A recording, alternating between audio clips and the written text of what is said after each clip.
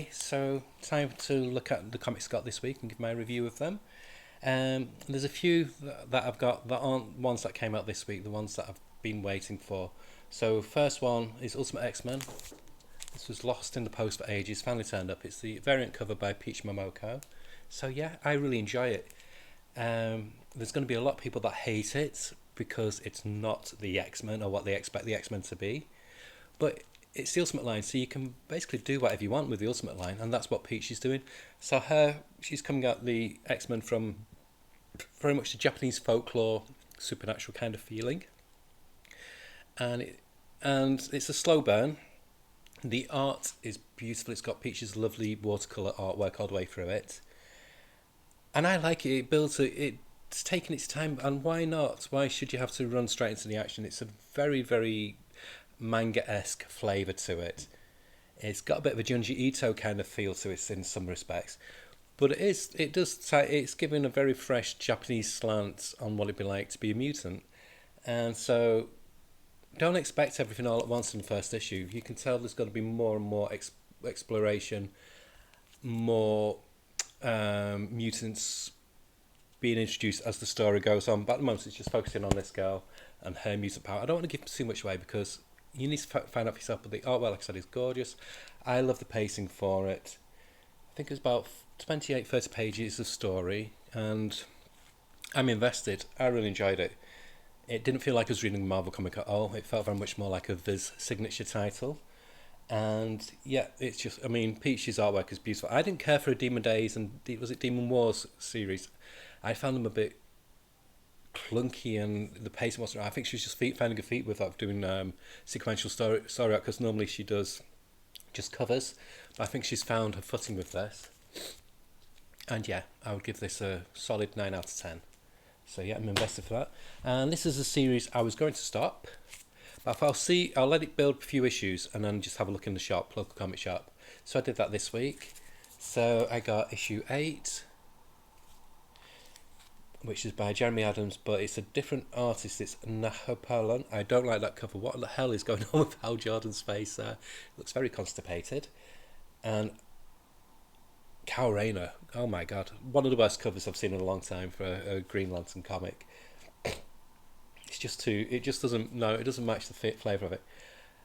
This I found intriguing. It's now, because I felt like 1 to 7 was just okay, and I felt like it was treading water a bit. It was just like, is this going to go anywhere? I didn't like how it's just set on Earth all the time. But now it's now seems to have sped up a bit, and so there's a big plot device in here where things turn around, and yeah, we're going to see more of an intergalactic Green Lantern at last, which I'm really pleased about. This cover's a bit better. So number 9, Nico comes back on the art, and Fajardo Jr. does the colouring. The colouring in this is beautiful, and the artwork is.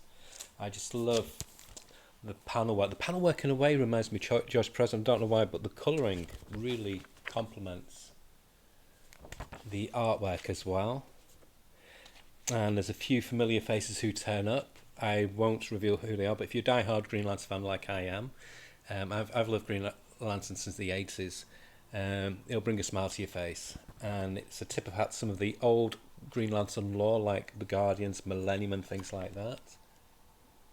But as I say, the colouring in this as well, it has really elevates some Mustino's artwork, and things are revealed that means that Green Lantern has been kind of not lied to, but there's things he didn't realise he could leave Earth, and there's a thing in here that is the catalyst for him being able to push through the self-imposed exile on Earth. As you can see there, he gets his power back, his proper power, and it's just the panel layouts is just so nice. And Jeremy Adams seems to have upped his game as well. It's just very, very dynamic. Everything I want from a Green Lantern comic. It's much more cosmic, and yeah, I'm invested now. So Jeremy Adams, you've made me like your writing, so I'm going to give this a solid 9 out of 10. The artwork is spot on, perfect artwork, perfect colouring. There's a backup strip about the trial of Jessica Cruz, so these backup strips all link to the main story. It's okay. It's by Sam Humphries, who did the Jessica Cruz stories, I think. Was it Rebirth? I can't remember. And Yasmin Flores Montanes is doing the artwork. It's okay.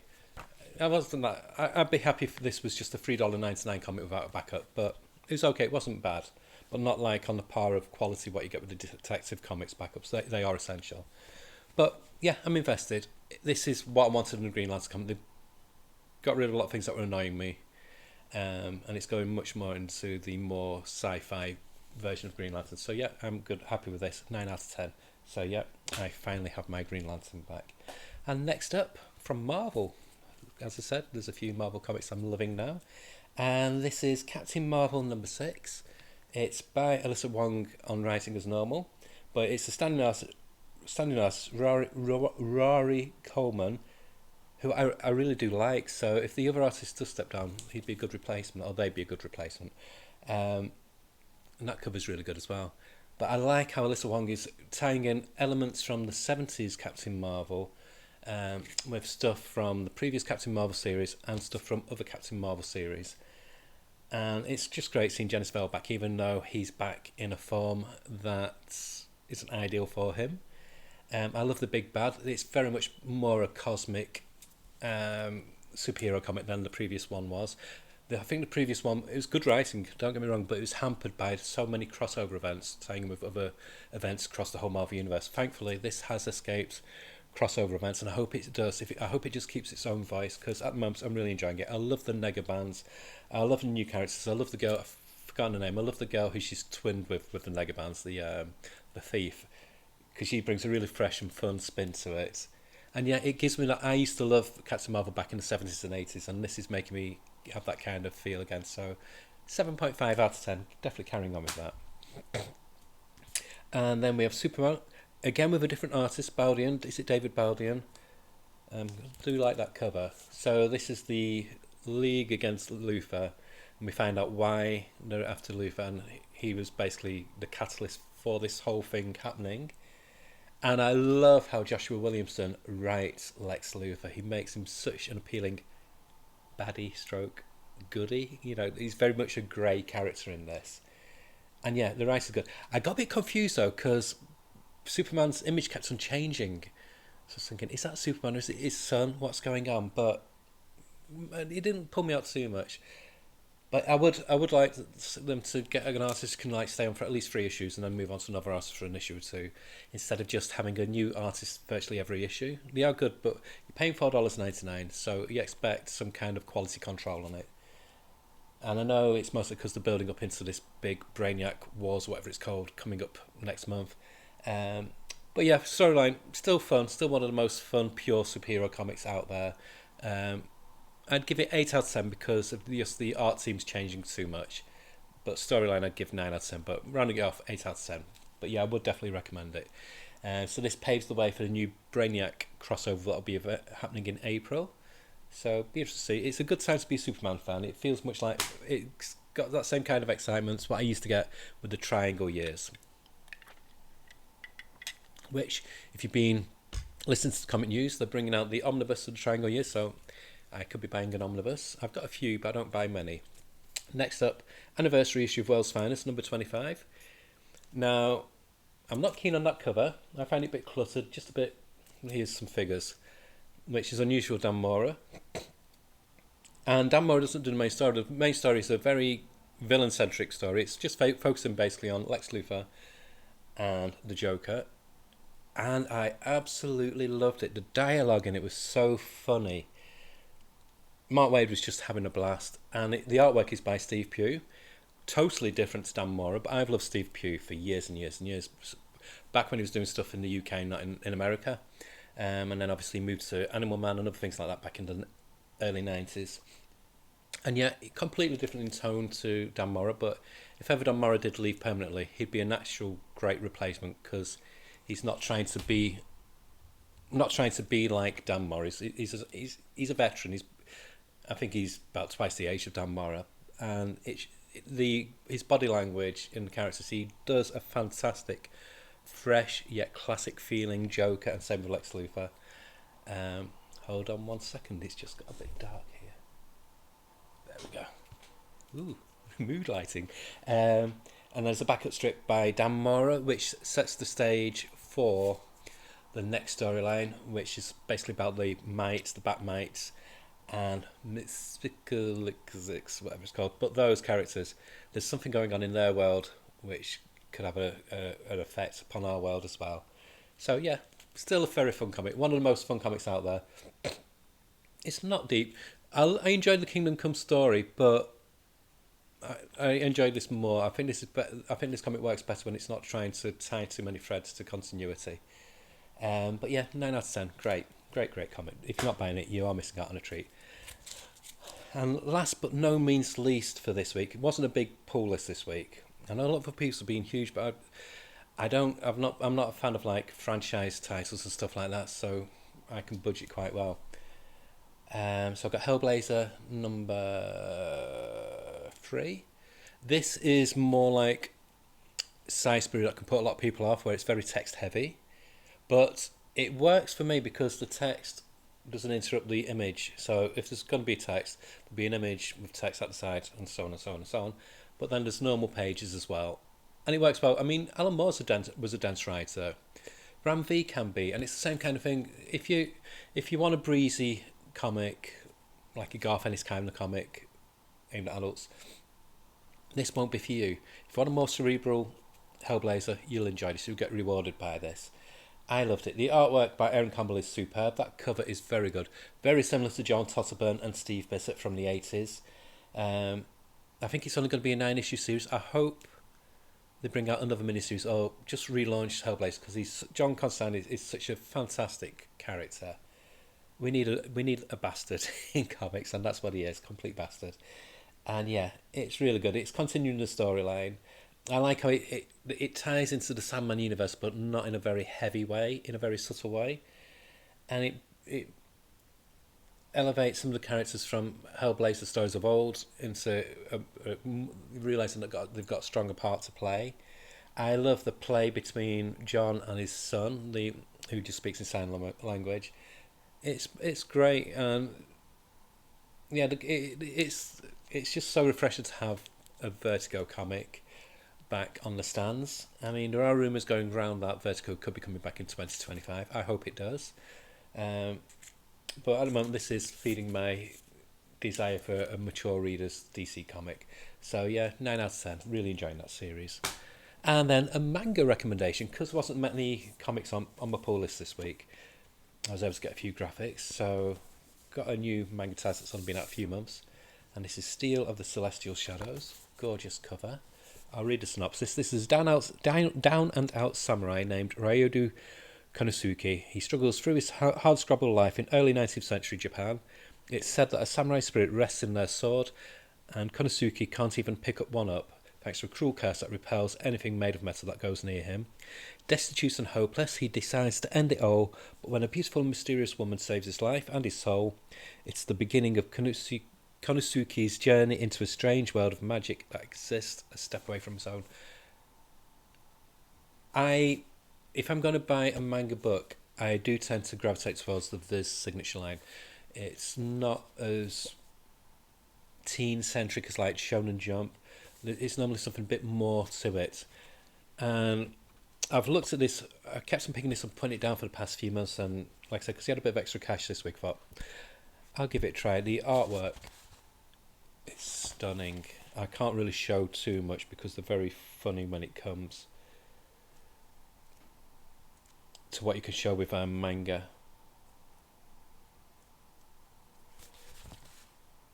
But it's got that really nice, something that you only get in manga where it can be quite cartoony, but quite dynamic and elegant at the same time. What I like about this comic, it's a mashup of classic samurai stories like Lone Wolf and Cub, with almost like a rom-com element, so it could be quite hilarious in places, and then it can go deadly dramatic and serious the next beat, with supernatural elements, Japanese folklore, really really good fight scenes, because he can't, whenever any metal goes towards him, it just warps and bends and basically repels away from him. So there's one scene where there's this other samurai, because he's disgraced because he can't hold a sword. People think he's a failure because he can't even shave because he can't use razors or anything. But he's looked down as lower than low. So all these samurais just think he's a pushover, but he's not. He practices every day with a wooden samurai sword, like a practice sword. And so this samurai tries to attack him. And he goes as he like this with his sword, and it just repels and hits the guy who's attacking him right in his head and knocks him out. And he's got this scar on his head now. Um, and yeah, it's just things like that. It's the beats in this are so good. Like I said, there's about three different storylines that just tie up perfectly at the end, and it leaves you wanting more on the very last page. It's got some really good classic Japanese martial arts tropes as well. And there's this like supernatural assassin who's trying to get the woman who marries the samurai, and we don't find out why she's done it, but there's hints at that she's not, maybe not quite human. Um, and so they're trying to pull her back to this place where she's come from, these villains, and he dives in to save her honor, just fighting with, like I said, he can't use metal, but he finds like he's got his repellent power actually might work in his favour because he can actually do something with it now. But one of the villains who fights him, this supernatural one, he can master water, and the effects for how he does water fights, brilliant. What I love about manga when it's high quality like this, or say something like 20th Century Boys, because it's one person's vision or just a team's vision, they tell the story that they want to tell, and it doesn't get diluted. It doesn't move away from what it originally intended. Like, for example, with American comics, House of X, that went all over the show because the original visionary for it stopped doing it. He lost interest. He moved on. You don't get that with manga. It carries on. If the people leave, the manga's finished because they own it. And that's what's rewarding when you get something like this. So I highly recommend this. I'd give it a 9 out of 10. It's the first one. It's just come out. The next one's out in about 2 months. So it's, if you've never tried manga before, this is very easy starting point for you. £10.99 or $14.99. Or with a lot of manga in the UK, they do a 3 for 2 offer, which is what I tend to use, and it's a good investment, and I think you'll really enjoy it. Okay, I was going to do a separate recommended read, but I'm going to include it on this because I'm lazy and I can't be bothered doing another video, folks. I'll be doing new titles soon. But another one I will recommend, another one that picks on the 3 for 2 offer, is a Boom one, because I get Boom in collected editions, and this is Ghost Lore by Cullen Bunn and Leo Max. Just show you some of the artwork. So, quick synopsis. After a deadly car accident, of which they are the only survivors, father and daughter Lucas and Harmony Agate can see an overwhelming amount of the deceased, all with their own warnings, cries for help, and malevolence alike. But Lucas and Harmony aren't the only ones with this ability. There are other nearly deads, some of which have malicious motivations. So Cullen Bunn for Boom did Basilisk a while ago, which I really enjoyed. I got that in monthly format. And there's some tropes in this where he's using what are similar to what he did in Basilisk, where it's these people with extra powers. But it is different enough as well. It's got a very Stephen King kind of vibe. It's almost like they've got the Shining kind of ability, but for dead people. And it's quite interesting because he was a preacher initially, and then when his wife and son died in the crash, he just gave up on his faith. His daughter didn't agree with what he believed in anyway, so she was always rebelling and kicking out. But sometimes when you have a family tragedy, it can bring you closer, or in this instance, it can tear you apart completely, which is what it's done with that. The tenuous link that they had together is completely gone now. So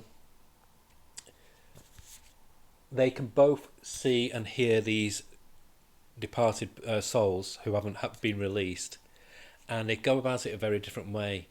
She releases them by trying to find out what it was that they've done, and then she gives them forgiveness and they move on. He, which you think being a man of God, he would be more like that. He confronts it with violence. He hears what they've got going on, what's happened to them, why they're still trapped on this earthly plane, and he attacks them with violence. He basically smites them with anything he can just to destroy them. But then other this. So that's basically the setup. It's 4 issues. That's basically it's mostly set up in these 4 issues, but not done by enemies because there's loads of ghostly encounters, loads of supernatural beings. But then there's this third party that appears, who it looks like they've got the same kind of powers. But they're like only introduced later on, so that kind of sets up the second act. So it's like the first act, first 4 issues. I think it's going to be 12 issues, and so it is 12 issues. But yeah, I enjoyed it. I am going to carry on with it. What I like about Boom, the comics are quite dear, $4.99, but when they're collected, they're only $16.99, £12.99, or sometimes cheaper. And because it's 3 for 2, it's a good saving for me. So I will be getting the full series in graphic novel format. I would give this an 8 out of 10. If you like things like Hellblazer or supernatural shows, anything about ghosts, etc., I would recommend it. If you like Jeff Lemire's writing, where he handles grief in a kind of like a supernatural way, this is the book for you as well. It's good. It doesn't hold its punches. I mean, Cullen Bunn writes a hell of a lot of comics, but some you could tell it's for the paycheck. Some you could tell it's because he's got a story to tell, and with this one he's got a story to tell, like he did with that Dark Horse series, Hallow something or other. Anyway, Harrow County. So yeah, I would give this an 8 out of 10, and I would recommend it if you're looking for a spooky read. If you're a fan of things like Hellblazer, etc., can't go wrong with that.